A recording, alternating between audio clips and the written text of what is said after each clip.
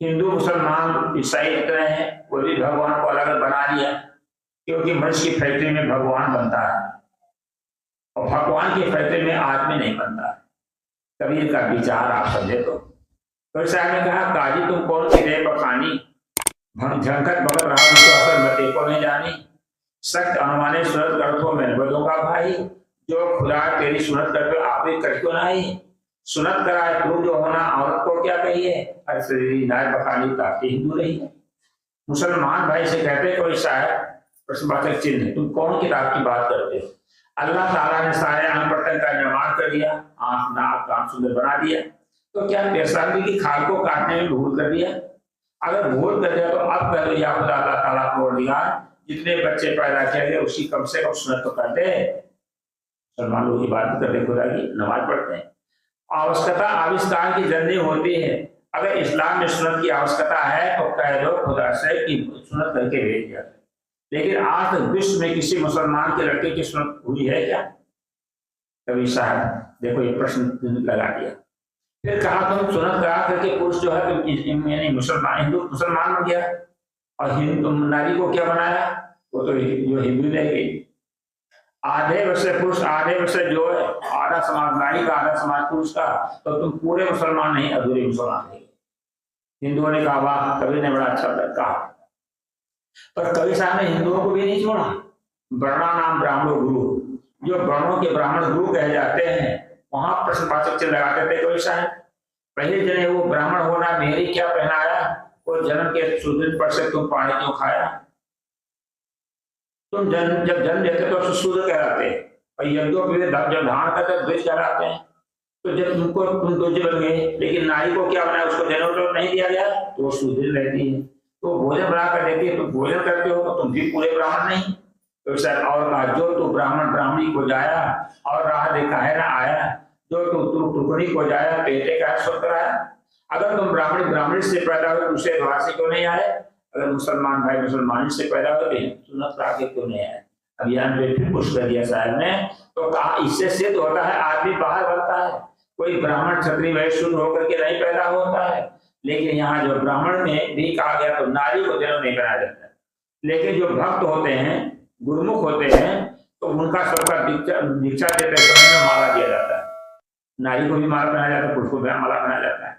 अगर कहीं संप्रदाय में दीक्षित है तो स्त्री पुरुष दोनों भी द्विज हो जाते हैं। द्विज नाम दोबारा जन्म, पहला जन्म माता पिता के द्वारा होता है और दूसरा जन्म गुरु के द्वारा होता है।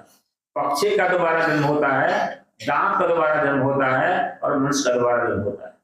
पक्षी अंडा देती है कि फूटता है, बच्चा होता है, उसका अस्तित्व रहता है। जो पहले दूध के दांत आते हैं वो दांत टूट जाते हैं, और दांत जब टूट गए तो दूसरे दांत आते हैं, वो जीवन पर्यंत रहते हैं। तो ऐसे माँ बाप के द्वारा सबका जन्म होता है और गुरु के द्वारा कोई जन्म सौभाग्यशाली का होता है। तो यहाँ पे तो ये हुआ कि यहाँ सभी लोगों नारी और पुरुष को सबको दीक्षा दी जाती है, उनको द्विज हो जाते हैं, एक ब्राह्मण में नहीं होता। अच्छा आइए, तो इससे सिद्ध होता है कि तथाकथित कोई ईश्वर या भगवान को आगार किसी को बनाकर नहीं भेजता है, बल्कि आदमी की फैक्ट्री में भगवान बनता है। आदमी जैसा होता है भगवान का निर्माण कर लेता है।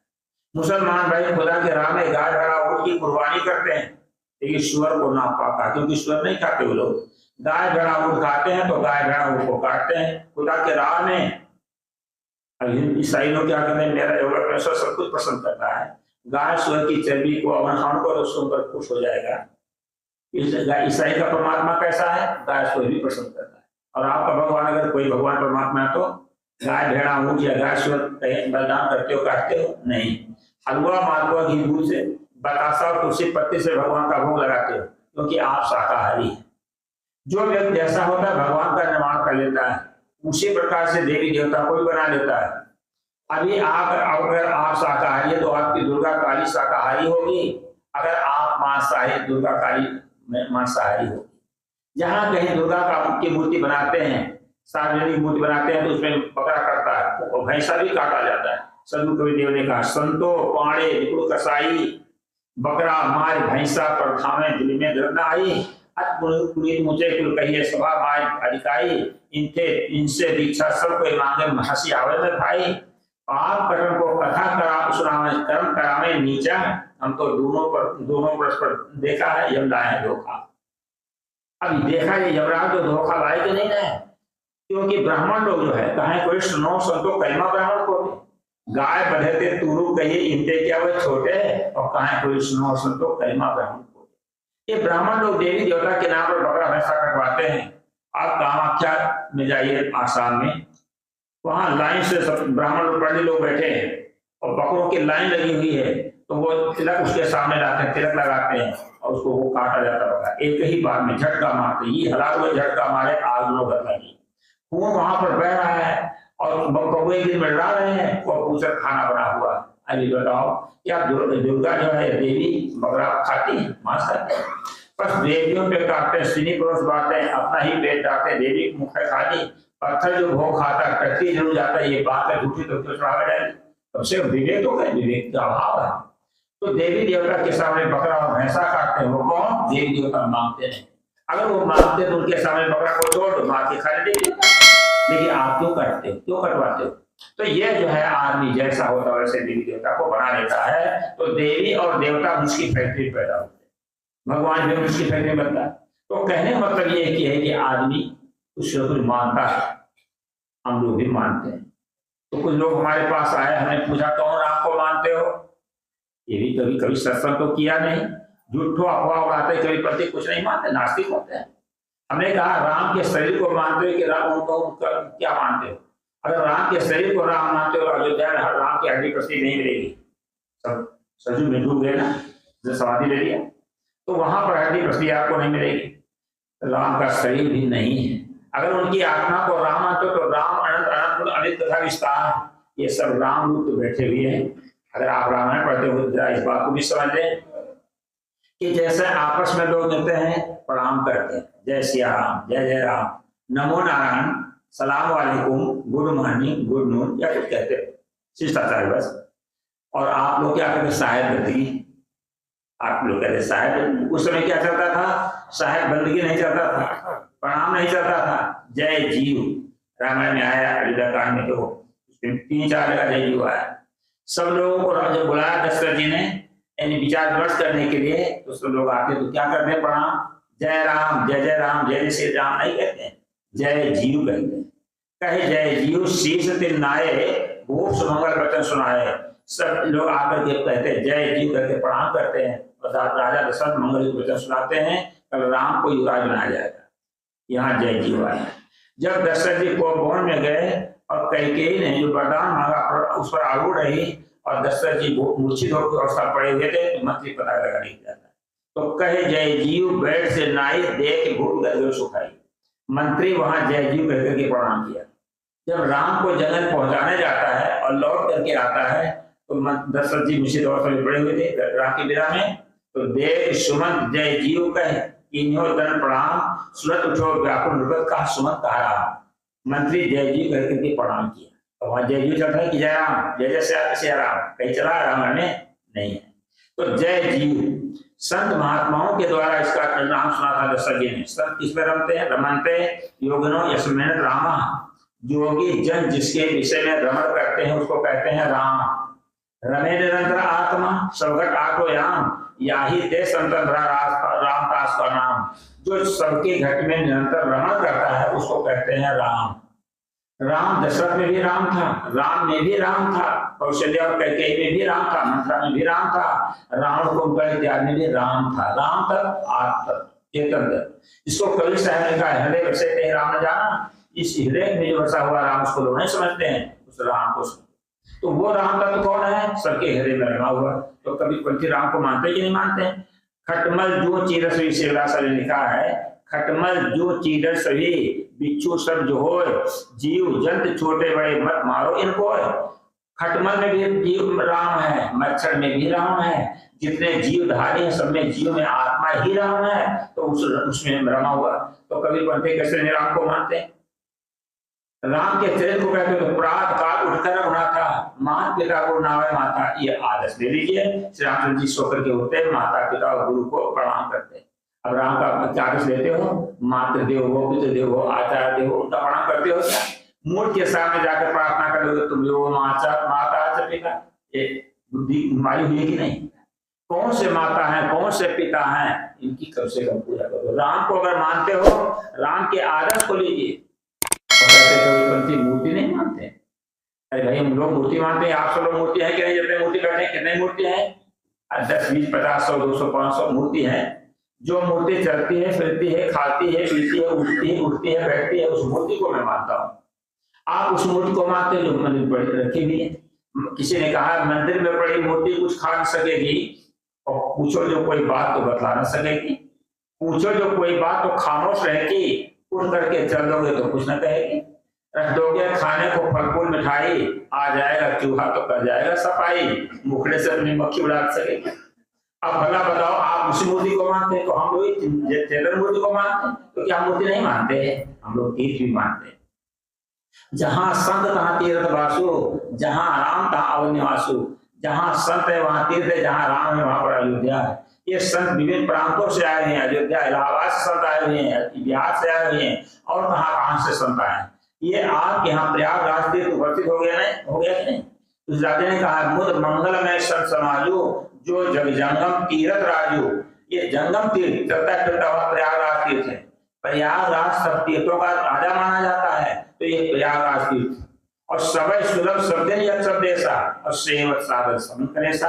ये सबको सुलभ है, यहाँ की माताएं, बहनें, बच्चों को भी, भाइयों को भी, सबको सत्संग रूपी तीर्थ सुलभ होगा कि नहीं?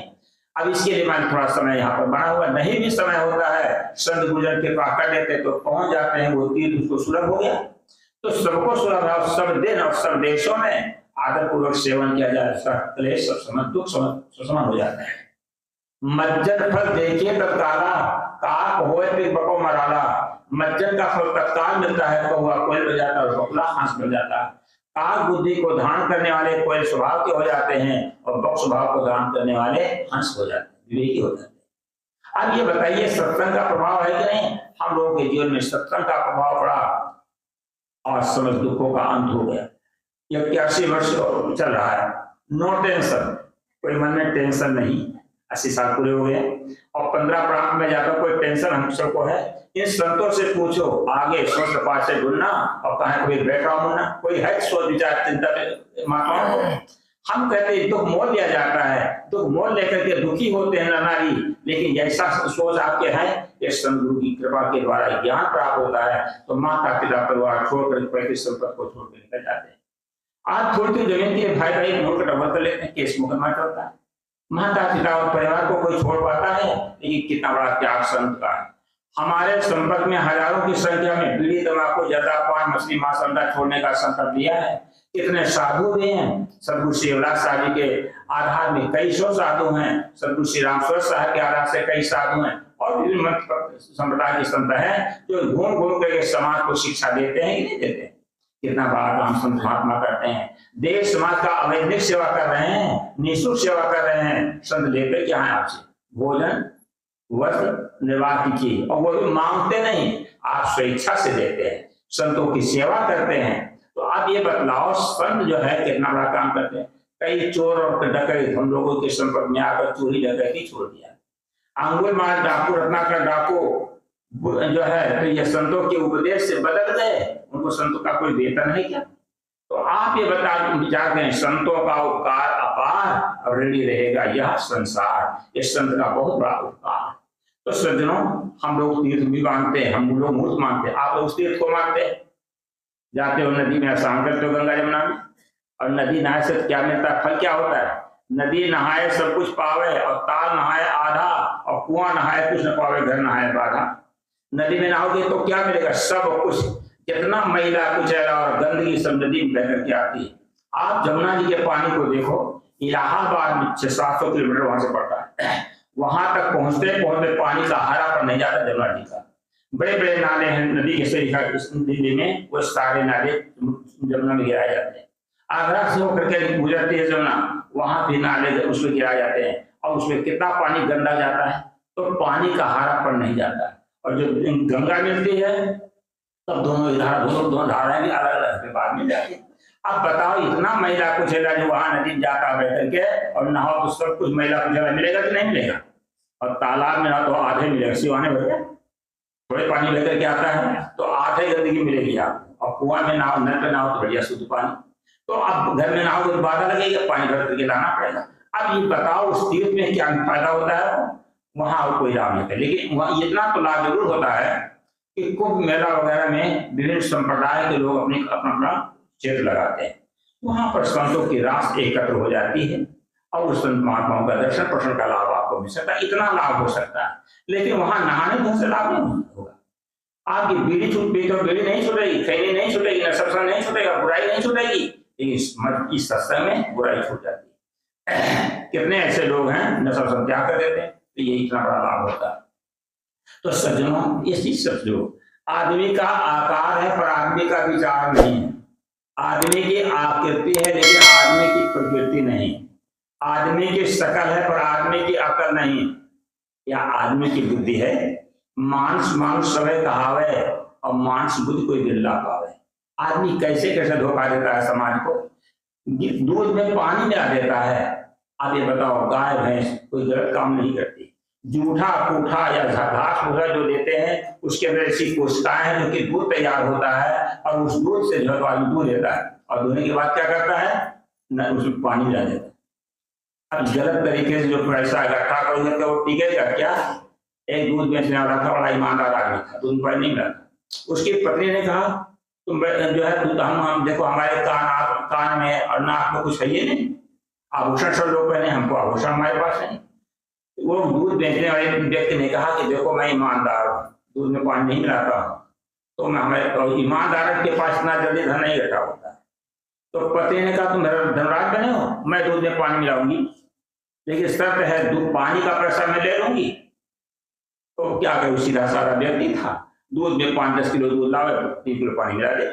अब ऐसे अनुपात में पानी मिलाती जाए और पैसा शाम को हिसाब करके वो अपना ले लेती, जितना पानी मिलाती थी उतना पैसा ले लेती थी। और कुछ ही दिन में पैसा का पानी यानी पानी का पैसा पैसा इकट्ठा हुआ और चली गई सुनार के पास। कहा नाक में पहनने के लिए सोने की नथनी बना दो, मोटी नथनी सोने की बना दिया और वो नदी में गई नहाने के लिए, नथनी पहने थी। माताएं आभूषण दिखाती ज्यादा है लोगों को, तो जब गई नदी में नहाने के लिए नहाया, डुबकी लगाया, ऐसे बड़ी मछली ने देखा नथनी चमकी तो नाक पकड़ गया। नाक में नथनी के सेट कर जाती है तो वो अब देखती है नाकेगा खून भरा, तो पानी का पैसा पानी में और नाक कति बेईमानी में। पानी पैसा पानी में तो गया और नाक बेईमानी में गई। सज्जनों, अनुचित रूप से आप जो है संग्रह किया हुआ धन ज्यादा दिन तक टिकेगा नहीं। आप नहीं चाहते हैं आपकी बेटी हो गई, 2-4 बेटियां हो गई, तो यहाँ तो दहेज का उतना रिवाज नहीं, विशेष करके छत्तीसगढ़ यहाँ तो अभी कम है। लेकिन बिहार, उत्तर प्रदेश, अगर लड़के के चेचक के दाग मुख में और थोड़ा बड़ा कहीं पढ़ते करते नकल पकड़ करते कहीं पहुंच गया कॉलेज इत्यादि में, उसकी कीमत बढ़ जाती है। लड़की को कितना पढ़ाते हैं, कितनी सुंदरी लड़की, योग लड़की है, उसकी कीमत घट जाती है। लड़की की कीमत घट जाती है, लड़का की कीमत बढ़ जाता है। बताइए अब क्या है? दहेज के कारण से मांग जांच होती है, घोड़ा हाथी के मांग जांच करते हैं तैसे लड़के की मांग जांच होती, इसलिए आपको धर्म की बहू नहीं मिल पाती, ये भी आप समझिए। तो ये सब होता है। तो कहने भाव ये है कुपुत्र हो जाएगा, कई बेटियां पैदा हो जाएंगी या कहीं बीमारी आ जाएगी, तो गलत तरीके से अर्जित की हुई संपत्ति वो टिकेगी नहीं। इसलिए न्यायोचित कमाई करो, ईमानदारी से कमाओ, सत्संग में जुट जाओगे, ज्ञान आपको होगा और ये बोध जब हो जाएगा तब दूसरे के धन को अंश रूप से नहीं दे पाओगे। पर धन पत्थर धूसम पति मान समान, ऐसा भाव आपको कर जाएगा। तो सत्संग में आओ तो ये सब पता चले, ये तीर्थ जो है आपको तार देगा और वो तीर्थ तार नहीं सकता है। अब यहाँ पे आकर के आप परख बुद्धि पैदा करो, परख लो खरा खोट हो रमैया राम, हे रमैया राम चेतन, तुम खरा क्या है खोटा के स्कूल परख लो। आप बाजार में जाते सामान खरीदते हैं, परखते हो कि नहीं परखते? आलू खरीदते हो तो सड़ा गला तो आलू नहीं आते, सेव खरीदते हो तो उसको भी परख करके लेते हो, अगर बिना परख के लिया तो धोखे में पड़ जाओ, कच्चा सेव खराब सेव मिल जाएगा, सड़ा सेव मिल जाएगा, बेकार का नुकसान होगा कि नहीं पैसे। तो परखो। तो यहाँ सत्संग में ज्ञान की परख नहीं करते, कुछ भी हो परख लो, बिना परख के ले लेते हैं। ऐसे सेठ जी थे, एक आदमी तोता देता था और तोता को सिखा दिया इसमें क्या संदेह, पढ़ा दिया था उसको, और बेच रहा था, इसकी कीमत रखा है 1 लाख रुपया। तो जब लोग तोता पूछने आवे देखने के लिए तो कहा कीमत कही 1 लाख का, तो लोग घबरा जाए कि तोता क्या 1 लाख रुपया। तोता बेचने वाले ने कहा तोता बड़ा विद्वान है, 4 वेद 6 7 18 पुराण 108 उपनिषद कुरान बाइबिल हदीस रामायण गीता सब कुछ जानता है। शेर जी ने सोचा कि तोता कहने से समस्या हल हो जाएगी। इस साधु महात्माओं को बुलाते हैं, बड़ा खर्चा करना पड़ता है, पंडितों को बुलाते हैं, ब्राह्मण पाठ करते हैं, वेद पाठ करते, बड़ा खर्चा लगता है। एक तोता जो ले लेने से समस्या हल हो जाएगी, इसके सामने माइक रख दिया जाएगा, रामायण का पाठ करता रहेगा, गीता का पाठ वेद का पाठ करता रहेगा, कुरान का भी पाठ कर लेगा। 1000 लाख रुपया में तोता को खरीद दिया, और तोता बेचने वाला बड़ा चतुर था, बिका हुआ माल वापस नहीं होगा। अब सेठ जी तोता को ले गए, उनको अहंकार था कि मैंने ऐसी वस्तु खरीदी, ऐसा किसी के पास नहीं होगा। और घोषणा कर दिया कि जिसको जिस पुस्तक का प्रश्न हो, जिस भाषा का प्रश्न हो, आकर तोता से प्रश्न कर सकता, तोता समुचित उत्तर देगा। एक रामायण जी पहुंच गए, कहा तोताराम तुम रामायण जानते हो? कहा इसमें क्या संदेह। उसको अहंकार था कि मैं रामायण जानता हूँ पंडित को। तो ये तोता रामायण जानता, अगर ये प्रश्न कर दिया हम उत्तर नहीं दे पाएंगे, तोता से हारना अच्छा नहीं। बेचारा चिट्ठा कर दिया। एक मौलवी साहब पहुंच गए, कहा तोताराम तुम कुरान जानते हो? कहा इसमें क्या संदेह। मौलवी को भी अहंकार था कि मैं ज्ञानी हूँ, कुरान जानता हूँ, वो भी बेचारा चिट्ठा कर दिया। शेठ का अहंकार और पुष्ट हो गया। एक महात्मा जी पाठ के संत रहे होंगे, घूम रहे थे, अरे बाबा दही चूड़ा चाटते घूमते हो, हमारे पास एक तोता है, उसे जाकर देखो तो प्रश्न जो करना चाहो कर लीजिए। महात्मा जी ने कहा तोता इतना बड़ा विद्वान नहीं हो सकता है। कहा प्रत्यक्षम की प्रमाण, जाकर तोता से पहले पूछ के देखो तो। महात्मा जी गए तोता के पास, कहा तोताराम तुम रामायण जानते हो? तोता कहता इसमें क्या संदेह। महात्मा जी ने कहा रामायण का पहला दुआ कहो तो जरा। तोता कहता इसमें क्या संदेह। अरे तुमको संदेह तो होता है, अरे हमको तो बताओ तो इसका पहला दुआ। अच्छा कुरान की पहली आयत कहो तो जरा। तोता कहता है इसमें क्या संदेह। ऋग्वेद का पहला मंत्र कहो, क्या इसमें क्या संदेह।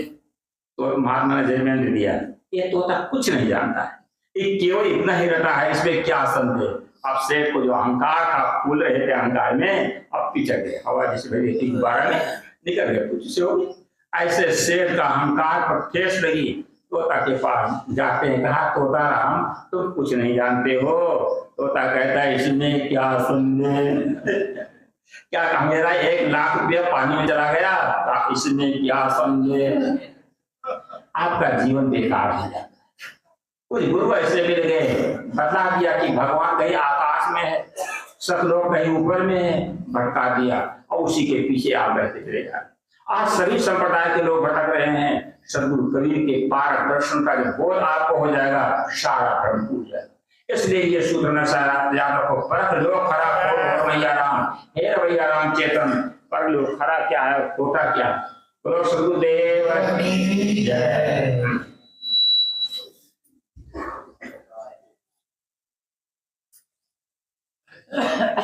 बैठ जाएं।